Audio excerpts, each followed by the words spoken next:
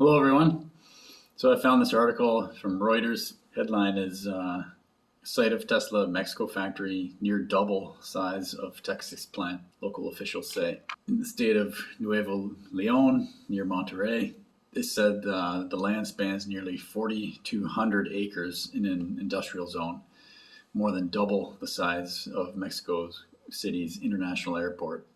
So for context, Tesla's factory in Austin, Texas, which is a huge site, and the factory itself is, I think, the second biggest in North America, second only to a Boeing factory. It sits on 2,500 acres. This is the Austin, Texas Gigafactory, Giga-Texas. They got their Tesla on the roof that's spelled out with solar panels. And I visited this site, and yeah, it's massive. The factory here is huge.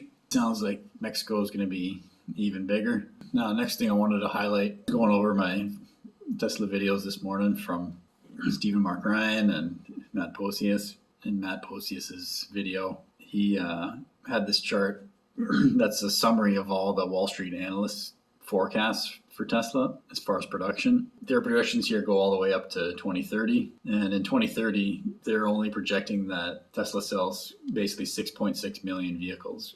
Tesla's stated goal is 20 million vehicles. Huge difference here. They have each model here broken down. And their forecast, their expected forecast for each Model S, Model X, Model 3, Model Y, Roadster, Cybertruck, and Semi. They don't have a compact car, which we've all known about, like Tesla has been talking about for the longest time. And we just had the Investor Day event, which basically was a 3-hour event talking about how they get the cost down to produce this cheaper model. And that model is going to be posting the big numbers, potentially 7 to 10 million per year in the future, like when we get to 2030. And the Wall Street analysts, they don't even have it on their spreadsheet. They needed that category. They're like, tell us, Elon, what's the next category, and what's the number should we put in that box? Retail investors have done that for the longest time. Okay, there's going to be a cheaper car. They want to reach 20 million. Okay, what if they get that cheaper car? How many can they sell those roughly? Well, if it's 25,000, we can look at what percent of the market that addresses, which is around 80%, which is a huge portion of the market. But Wall Street doesn't have any of that in here. I guess they think Tesla is just lying. They're not going to make a cheaper vehicle. Or I guess, they're playing it very conservatively. We're not going to model for it until, we actually see the vehicle.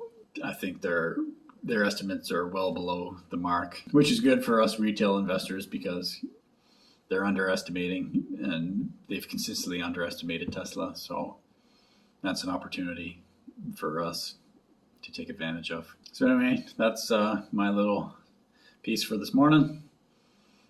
Hopefully I'll see you again this afternoon.